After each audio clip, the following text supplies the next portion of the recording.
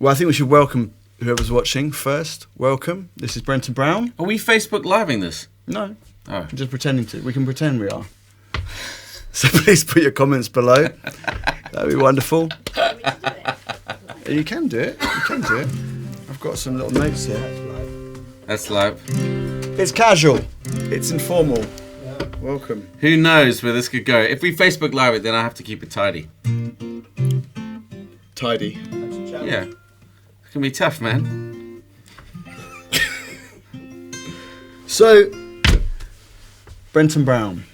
Marcus James. Where did it all begin for you? Where did the music thing start? Because you're a muso. You're a muso. It's very kind of you to say. I'm not entirely sure it's true, but it all started with the Pet Shop Boys. Oh gosh. No, it didn't. Man, I think the first thing that moved me was a guy called Jonathan Butler, South African acoustic guitarist. And then the next thing was I saw a live TV special called Further On Down the Road with Lonnie Mack, Albert Collins, and Roy Buchanan. And I was like, wow, what is that? And I spent years looking for that tone, and obviously have not found it yet. Because Albert Collins used to play with a capo, didn't he? Good for Albert Collins. He knew basically one blues scale. It's amazing, man. And he would just shift his capo up and down and play in the first blues scale. Good for him, man. There's hope for me yet. Yeah. It's cool though.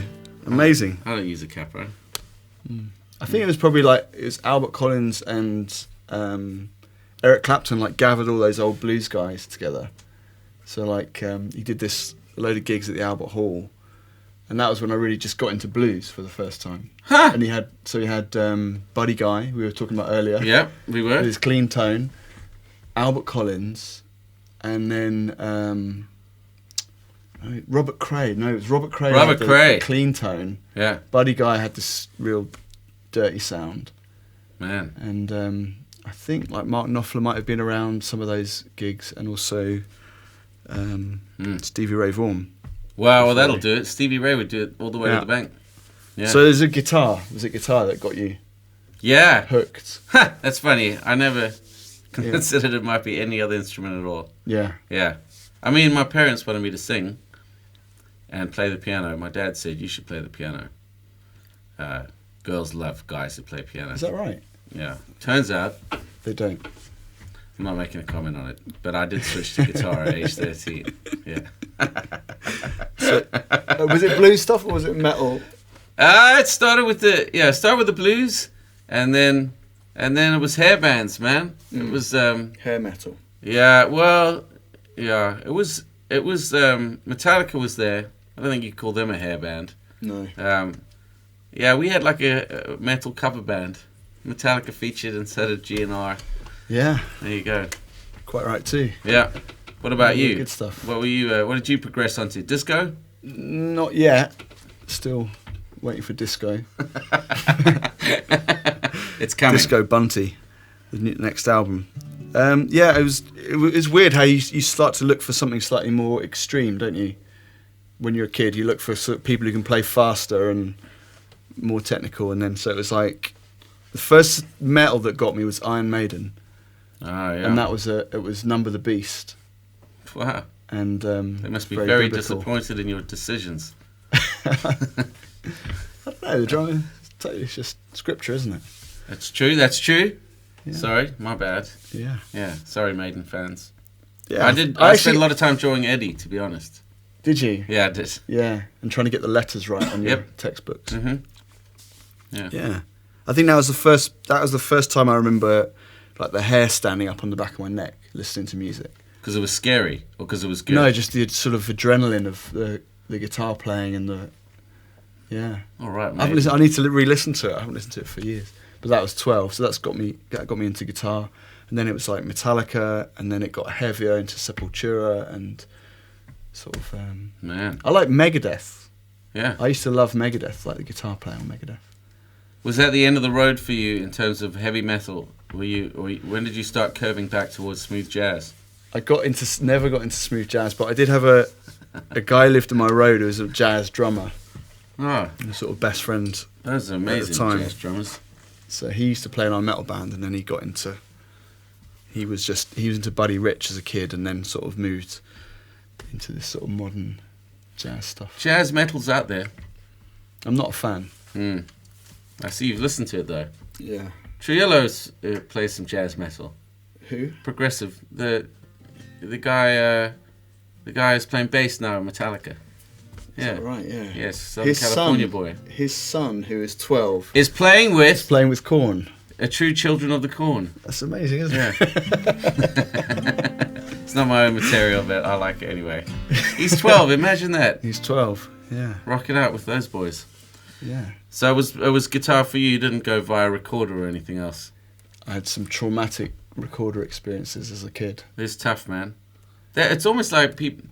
I mean, I know they say that's like a good way into music, but it feels like you have to storm the gates. Yeah, play on this piece of plastic. If you're any good at that, good. yeah, then come call me and we'll find some strings. Yeah.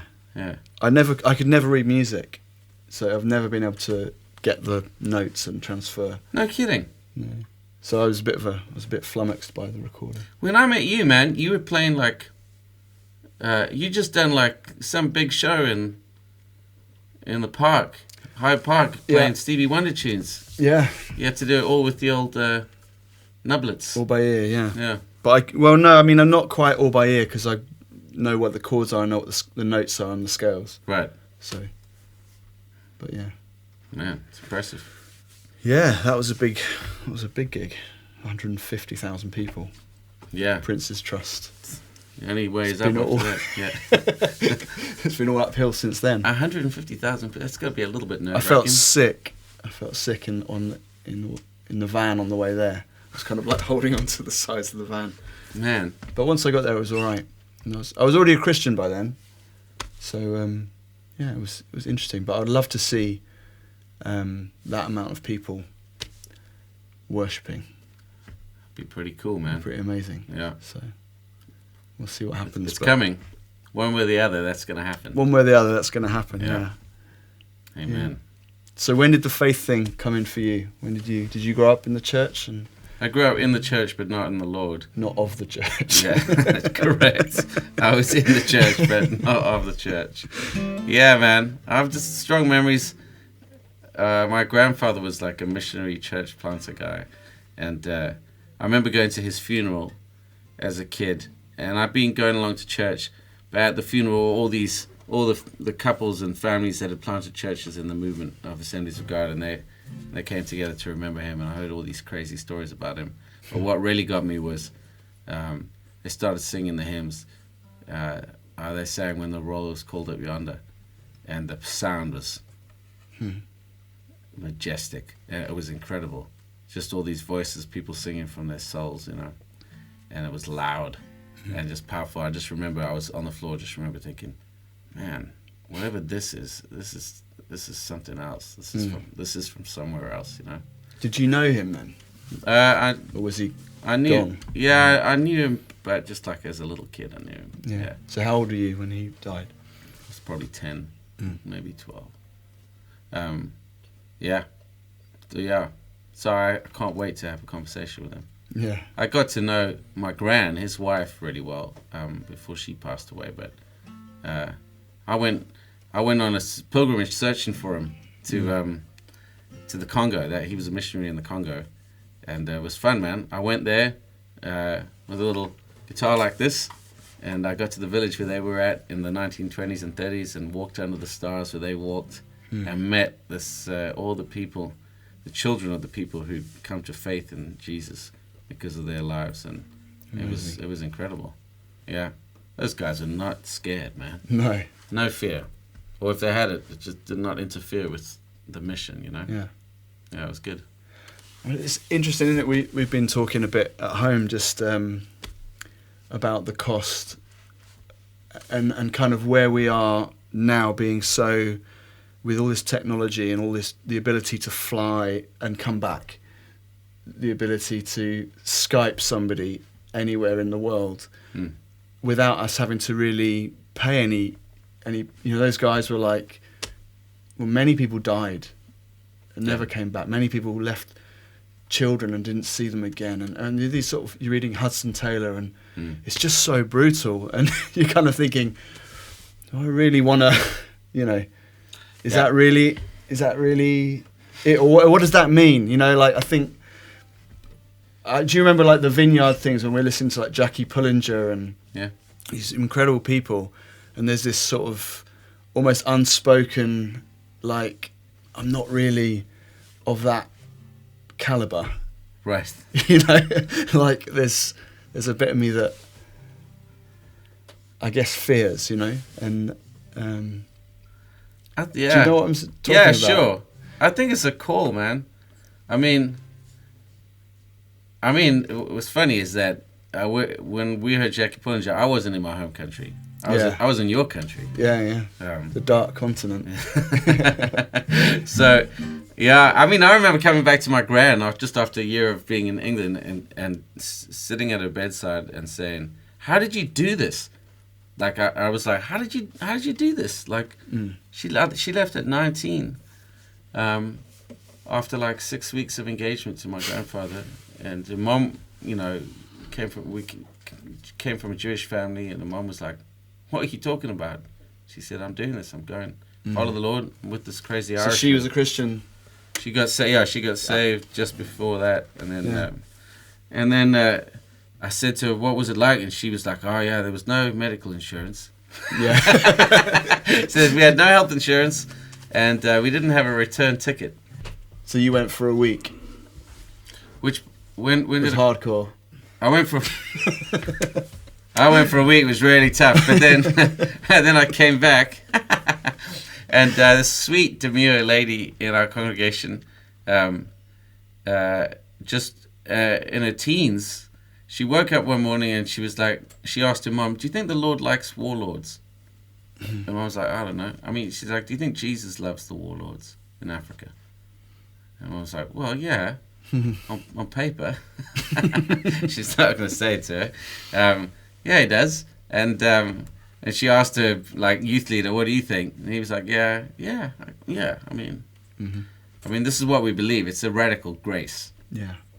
Radical grace inspires radical action.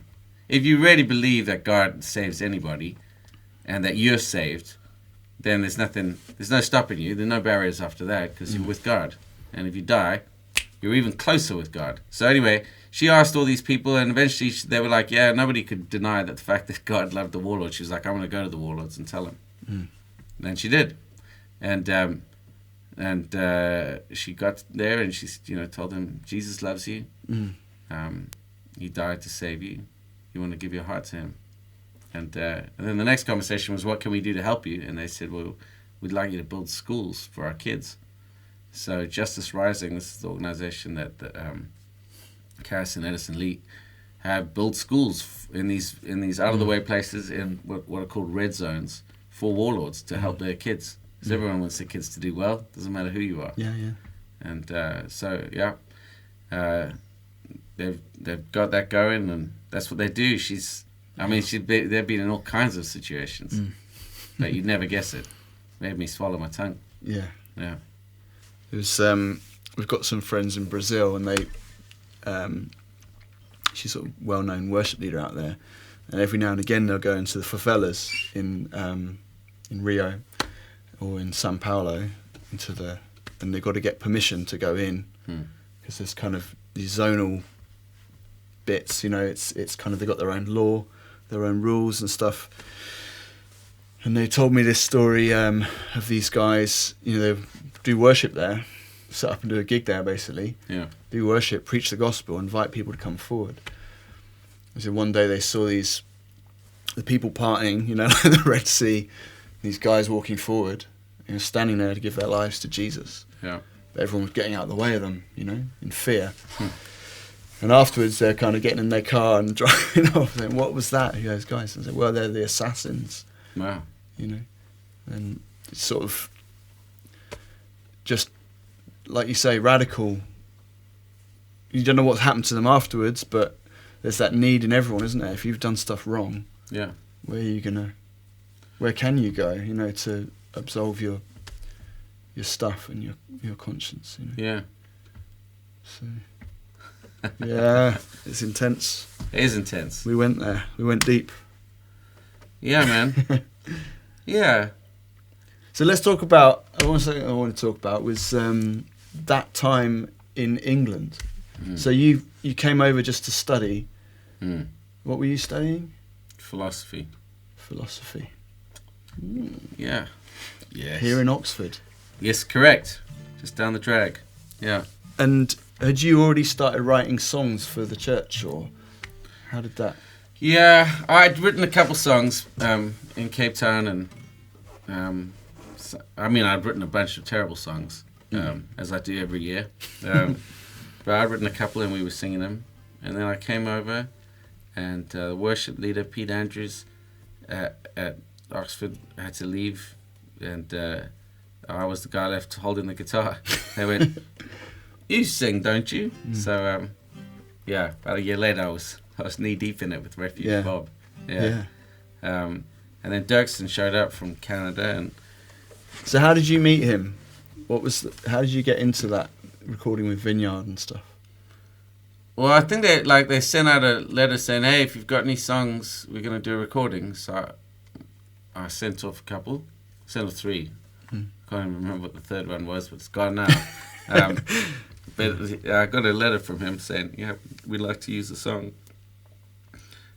which was wonderful for me, man. It was I've been following the Lord maybe 5 years, so I was like, wow, this is nuts. And then I got another call from him a few weeks later saying, "Hey, do you want to sing on this thing?" And I wasn't 100% sure about that, but I had a few moments where I felt the Lord persuading me. A couple dreams and a few nudges. Yeah. Yeah.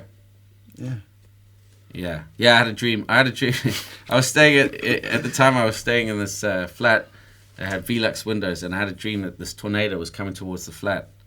And I was doing my best to keep the windows shut so that the tornado would suck me up. And while I'm like running from window to window, and eventually I'm too late, and it gets in through one of the windows, and it picks me up, and it pulls me out. And I wake up in the presence, I'm sensing the presence of the Lord, and I just feel the Lord going, "Yes, you must do this thing." So I pulled him back and went, "Let's talk about it." No, I'm in. Yeah. I was a bit nervous, though. It's nerve-wracking. Yeah, Yeah. it was. Yeah. It was a strange thing because all the Vineyard movement was so small here, and all of the musicians were taken from all different places, so nobody knew each other. Yeah. So we all just ended up in this room, and it was kind of like, who's going to be my friend? You know, who's going to... Yeah. And as well, just feeling the style of the music was so strange to all of us. We were having these conversations saying, "I don't know about Ulian pipes," and what is this going to mean? Right. And you're sort of feeling really insecure. I just remember feeling so insecure and thinking, what am I doing here? How am I gonna play this? You know, what they're asking me to. Oh man, yeah. I remember walking in and hearing Wendy O'Connell, Wendy Whitehead at the time, singing. I was like, "What on earth is that, man?" It was unbelievable. Yeah. That just happened over and over again. Yeah, you on the guitar, old Jimmy White, that whole crew, Jimmy Callum. Porsche. Yeah. Steve Gregory on the saxophone, man. And Les was there. Les was playing bass. Yeah. It was incredible. I mean, gosh, that was amazing. If I've ever... He was like in the gig, he stood right next to me. Yeah. And just kind of talked me through so the good. night. Before the night, he Great just Marc. came up to me and, "Lord, I'm praying for Brenton now." He was amazing. He is the musical godfather of worship. And, Yeah. it was cool. Gosh. Good bass player, yeah. Yeah, it's amazing that was an incredible gift from the Lord, man. And do you remember that first night of we came out of our little prayer time, and we opened the doors, and the place was just heaving with people. Yeah. In that school, I was just like, "Oh my life, this is a This thing. is real. It's like we've been shut away for a week or so rehearsing, but I just remember the presence of God so strong on that night. Yeah. Like just being carried as well, because for me there was no overdubs. It was just like It's unbelievable, a man. bit like us earlier, you know. But Yeah. with a bit more rehearsal. You can see how much faith that took. Yeah. And then it felt. I mean, what did Dirksen do? What did he unleash? You know. in us. He was a really good, like almost like a dad to us, you know. Even though he's only a few years older than us, I guess. But he really was like a dad. Yeah. Yeah. He released the beast. He did. He did. I mean, I still lean on the things. Like he's still my benchmark. I still try. Like when I think of how to lead people well, I still think of Brian. Just ego free, so ego free, and then so caring. You know, he's a very special dude, man. Him and Joyce, they're special people. Yeah. Yeah, it was amazing time. I think like he was only here 2 years. Nuts. It's crazy, man. But if you, there's so many of us that if you, I don't know about you, but sometimes I get asked to go and share in a church about worship or about bands or, you know, songwriting, and it's basically, I just repeat what he said. Yeah, man. I remember just following him around, asking him questions, loads of questions. I used to badger him. Yeah. Yeah. He was a thoughtful man. Yeah. I used to love that whole kind of, it's not about you. You don't have to push. Oh. You don't have to make the presence of God come. So good. But always what sort of perplexed me about it was whenever he got up to lead worship, it was presence like... God did, And there was something I learned in that, in just letting go of needing to perform. So you grew up living in South Africa and I did. singing hymns. I grew up singing hymns. That's what we were talking about. That's true. I did. I grew up singing hymns. Guide me, O thou great. Jehovah. That's right. Redeemer. Pilgrim through this barren land. And has that influenced your songwriting? So did you sort of think, I want to write hymns, or did you think, I want to write rock songs for the church, or how do you... It sounds stupid now, but back then, they weren't... I remember a guy called Paul Baloche coming to South Africa and leading worship on an acoustic guitar and thinking, this is a revolution. Yeah. Because up until then... Is that different? Yeah. Up until then, the only kind of worship... I learned about worship and the presence of God coming when you connect with him that way with a fusion band. Like I thought it was Ron Canoli, Ron the Don. Yeah. That's what I call Abe him. Laborio on bass. Exactly. Right? Alex Acuna, Hustal Mario, all these guys. They were just, these guys were the... So I just thought fusion was heaven's preferred genre, you know. And then Baloche showed up and sang a couple songs on acoustic guitar. I was like, man, that's incredible. Yeah. But I think at that point I was like, you know what, man? Wouldn't it be nice to worship God with some of the music that I grew up playing and listening to? Yeah, because there's no style, is there? That's more holy, more heavenly. There really isn't, thank goodness. So. And you were saying that you felt a bit like you weren't really a vineyard guy, or you didn't really... Yeah, I wasn't entirely sure I had the credentials to be out there, you know. Yeah. I still wonder about that. It was pretty amazing, like, I got to meet Carl Tuttle. He's an amazing songwriter and very, like, understated kind of guy. Just, I know 4 chords, kind of, I don't know how I got all these songs, you know. Amazing. But just hearing those stories of how the presence of God came in their house, just singing these simple songs. And even this, because we were drilled with this kind of keep it simple, so that the vineyard thing was like you write simply so that anyone can pick up a guitar and play your song. Yeah. Or and sing it without lyrics. Or just, and remember it, and just without the words being projected and all that kind of stuff that we're doing now. Yeah. And I wonder if some of the songs that are being written, because some of the songs are being written in very large churches. Right. If, you know, even like these House Fires guys, right? They're writing in homes and in smaller meetings. Yeah. And their songs are all of a sudden, everyone's just singing Good, Good Father. Yeah. Because they can, and it doesn't have to be a huge arrangement and a huge, you know. Yeah. I think that's the goal. I think that's the goal for everybody, but it's really hard to write. Those songs are tough, you know. To write songs that work in any different platform, any kind of band, any kind of church. Yeah, but you're quite good at it. I don't know, man. Every time I'm like, what? Then I still don't know how it happens. I mean, I know how to try and make it happen, but I can't. You can't. But you work hard at it, don't you? I remember visiting you in London, and Jude going, "That's his writing room." Yeah. You know? Yeah. I just eventually surrendered to it, but I mean, you know, it's a funny job. I came off the road about 2 years ago I felt, you know, just to be with my family more. I felt the Lord leading me that way, and just made sense. It was common sense, really. Yeah. The girls growing up. So, and then I was like, well, now what am I going to do? I guess I'm going to write songs. So every day I had a little shed. I'd go into the shed and try to write a song. Yeah. Up against the coalface, man. Yeah. For 12 months of that, it's quite gnarly. Yeah. So there's a lot of co-writing that happens in Nashville. I just think it's for moral support. Yeah. Because you just got to get in there and try to write something. It's quite challenging. It's just this like massive mountain, and you're wondering, how am I going to get up there? Yeah. So it was a pretty humbling year, that first year. I mean, we wrote 4 songs or 5 songs. Yeah. Co-wrote 5 songs.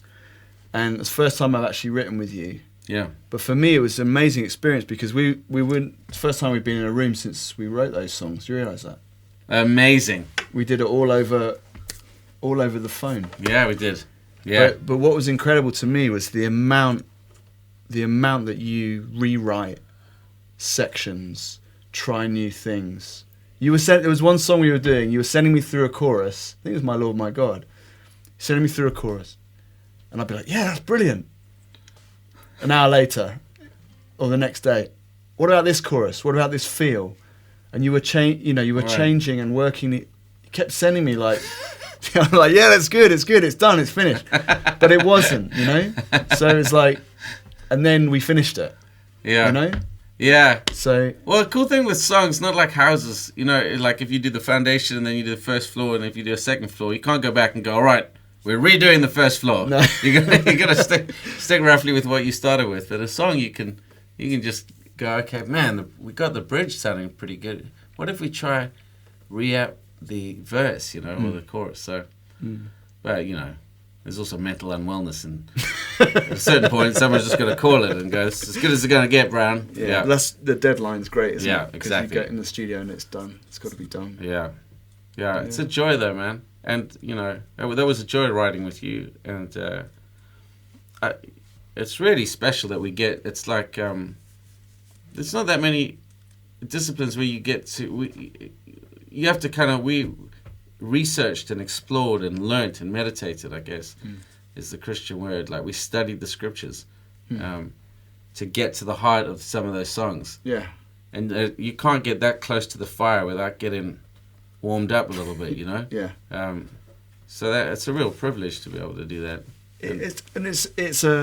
You're right. It's like I used to have this little struggle of like, I'm supposed to be worshipping, but now I'm trying to write a song. And then I just realized it was worship. Songwriting is worship for me. You know, that's the place of meeting. It's a place of meeting. It's a means of grace where I connect with Him. And when we were writing these, you know, like these kind of, you know, theological songs, I was getting drawn into something. I was getting drawn in deep into the story of Jesus and the presence of God in a very special way. And it was a new thing for me, which was just such a privilege to sort of connect in a different way in songwriting and writing, specifically writing for the church, because I've always kind of struggled with that. I've always had irons in other fires, and my heart's for those outside the church, you know? Yeah. And then actually just going, okay, this is where I am at the moment, and this is what I'm going to give myself to. And, you know, it came through a word as well, prophetic word, that I'm to write poetry, you know. Huh. Yeah, man. Yeah. Well, you wrote some corkers. It's amazing. But yeah, it's fun, man. So it's like getting back to the thing about hymns is kind of, you read through those old hymn books and they're about all kinds of stuff. Yeah, really. They're like, yeah. There's a full, and the Psalms, obviously, there's all these emotions and things that we don't really sing corporately very often anymore. Yeah, there's lots of gaps. Yeah. Smiting our enemies and stuff like that. There's stuff you can't sing anymore, right? Because it's changed. Yeah. Jesus. Yeah. But, you know, there's a great book, Jesus Hymn Book, Keller, Yeah. on that. I mean, he was singing these songs. But yeah, you're right. There's a lot of things we can't. Who was it? Ellen Davis. I'm reading a book called Getting Involved with God. She's an Old Testament scholar. Such a great title. And she says, what the Psalms teach us to do. I guess Eugene Peterson said this too, but she said the Psalms teach us to be real with God, because nothing was off the table for any of the psalmists. You know, if they were mad about something, Yeah. it wasn't like, all right, I better deal with this before I go to church. It was like, I'm going to talk about this right now with the Almighty Maker of the heavens and the earth. Yeah. You know, It's amazing thing about it though is that is actually the key to the prophetic. Right. It's the door that opens the prophetic. It's us just getting real with God, because it's that whole, you know, my God, why have you forsaken me? Well, David was just feeling forsaken. He was feeling God, where are you? But he writes a song, and somehow he's prophesying Jesus on the cross. Or, you know, we were laughing about the bulls of Bashan, you know, encircling me, and he was just being real, but it foreshadowed. It's prophetic, and the same with the one, you know, the alabaster jar. You know, she's just pouring it all out, all the mess, everything, and it's like, oh, she's preparing me for burial. You know, and so it's so important that we don't cut that bit of the human experience out of our songs, isn't it? Yeah. And it's, I mean, you know, as we grow older and we're leading the people coming up behind us, making space for those moments as we meet together. That's profound. All right. One person we haven't mentioned is Kevin Prosh. The Prosh. Man. Because he was good on that stuff, wasn't he? Or is good on that stuff. Yeah, a monster. Yeah, he's a monster, man. I still haven't met him. But man, massive influence. I gave him an awkward hug one time. Did you? Well done. That's it. Trying to get something, I don't know what. In part. Yeah, man, he's a special guy. Man, just unbelievable influence in the UK. Great songwriter. Hard to overestimate. I mean, in the US, I mean, it's a big country. But where I've been, like, maybe not as well known as he was. But we've talked about it. I've tried to I've hunted him down, anything I can find from Prosh, because he had a special something on him. And the interview that I think, did I share it with you? He was being interviewed on a podcast. He's back in church work. They said, you know, obviously, you know, you had a fall from grace. And he said, well, we're all fallen men. And then you wrote back, we are Prosh, which is good. We are, and all of us, we're all saved by grace, and it doesn't matter how respectable or together we look on the outside. Every single one of us needs the saving grace of Jesus. We do. So, and there's a second chance, isn't there? And there's more. Yeah, thank goodness. Yeah, thank goodness. The weird thing I was in the car.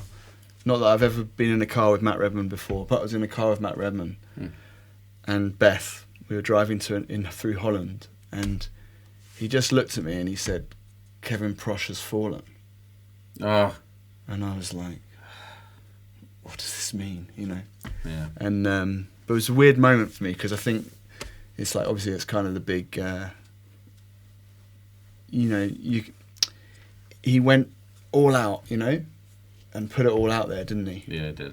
And that's you know, I mean, you have a certain amount of success, and, you know, how do you sort of, you think, oh, what if I completely mess all this up, you know? Yeah. There's a DC Talk song, what if I stumble? Yeah. Well, it's grace, isn't it? Yeah, it has to be. I don't know where the line is, but you can't spend your time thinking about that, because it's like, but it's like when you're driving, can paralyze you, can't it? Don't bash into that thing and you just keep looking at it. Yeah, it can paralyze you. I mean, that was Peter's story. Jesus went out of his way to like recommission him, you know. Yeah. So, Yeah. Yeah. I mean, man, that's a heavy story. Actually, I'm putting together like a reading list for worship interns that are coming to hang with me this year, and on the reading list, along with Redmond's Heart of Worship and Terry Law's Power of Praise and Worship, is Kevin Prosh's letter. That letter that he sent after he announcing what had been going on and where he was at, and man, it's some of the hardest reading. It's super tough. Yeah. Crazy. Amazing. But he's been around. He's on a CD with Heidi Baker, man. Yeah, that's a good one. High octane. Yeah. No overdubs on that one. No overdubs. No need. For as long as I've known you, you've had an edge, and also a love for Van Halen. But you've had an edge to go out. You're not the guy who's happy to camp in the church. You've always had that how can we get this out there? And some of that apparently, I think, was kindled in you when you bumped into Welch. Yeah. So it was a great, amazing time just going. There's a chap called Robbie Dawkins who has started to basically partner with Brian to give him a bit of a strategy and a framework of how to reach people, how to share his message. Because the whole thing of him going back to Korn is basically to share what God's done in his life with people. And my heart's always been for, I would never have gone to church in a million years when I was a kid. It wasn't interesting to me, it wasn't relevant. I didn't hate it, would never have thought of going. And it took me really getting God and then realising, okay, this is part of the deal. Yeah. It's Christ, his cause and his church. Yeah. The three things are one. You have to love the bride. Yeah. You can't diss the bride. If you diss the bride, you diss the husband, don't you? Yeah. So true story. It's a package. Yeah. So then, but I thought, what we did with the band and all that was always going. It was always taking the message, going to those places and those people. So we did that to varying degrees of success. But what was amazing about Korn was just the power of God meeting people. So you get 20, 30 fans afterwards hearing Brian's message, just hearing his testimony, and then people just crying, people, it was just, and for me, just having those, being used by God in the gifts of the Spirit in a new way, so kind of word of knowledge and I guess the vineyard, the Wimber stuff, kind of for me at a new level, and there was some healing, and there was, especially the last night in Nottingham, it was just me and Brian, there was no one else, so I got lumped with, but it was kind of like I was stepping into something really just powerful, and for me, I find that God, he isn't distant from those places, and he's not distant from those people, and often the thing he's repelled by is religion rather than our sin, or our so.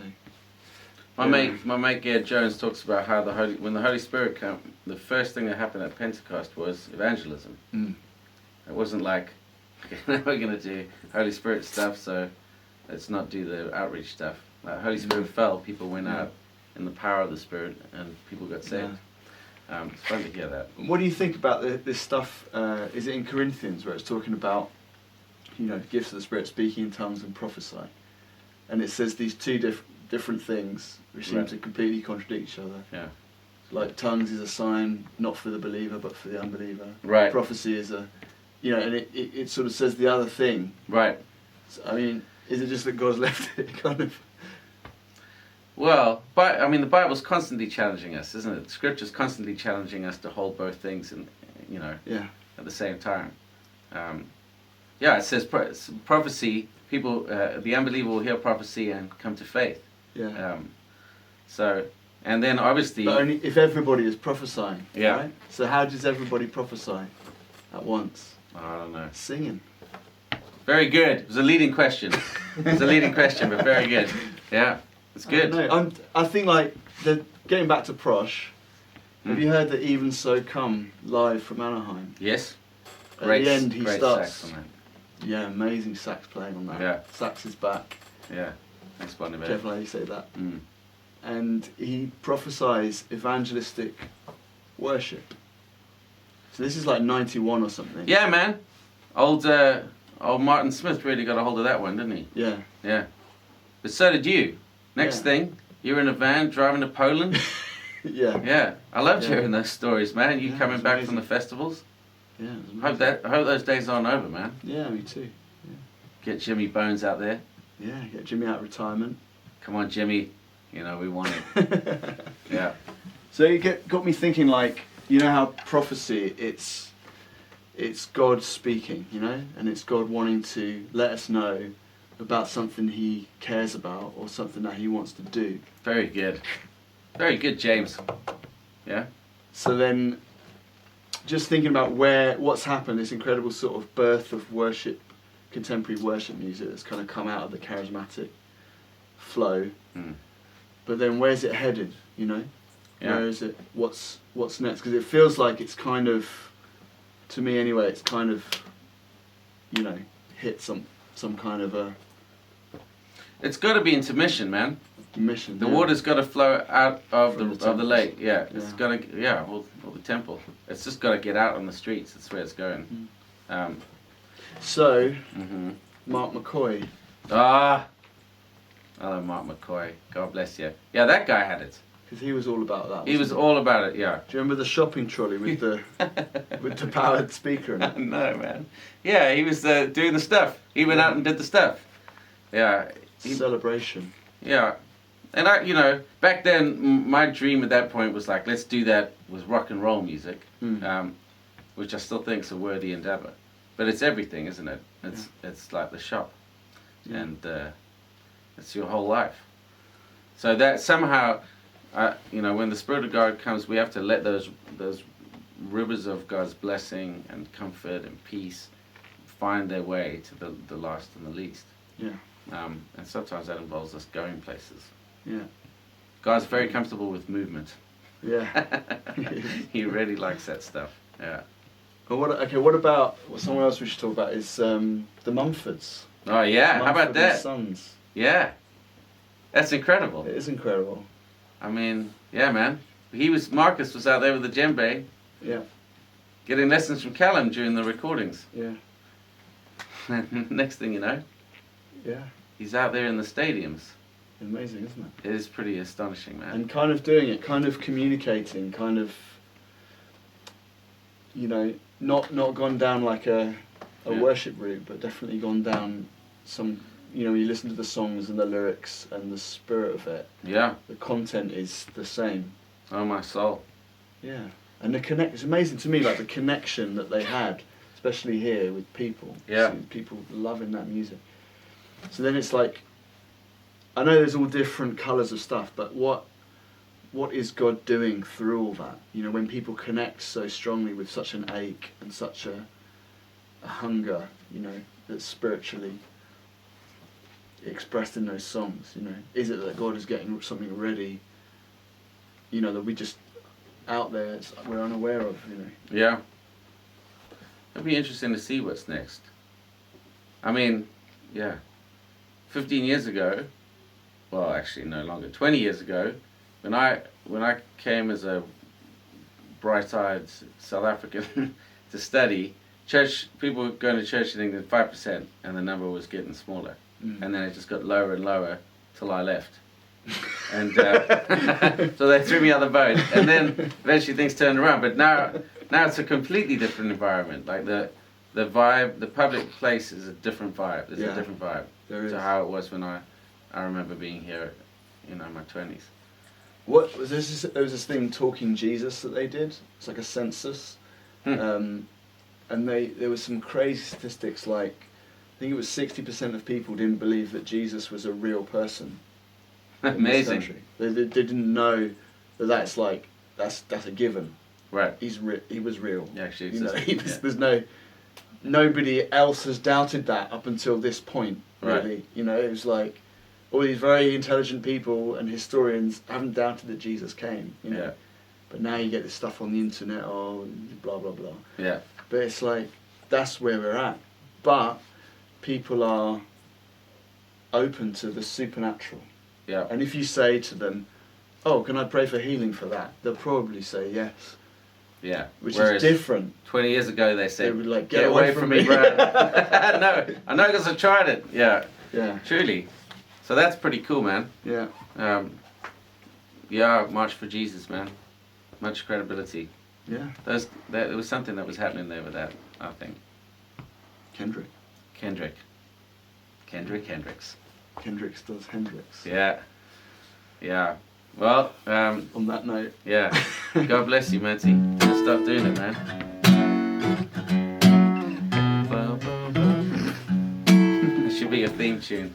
Yeah.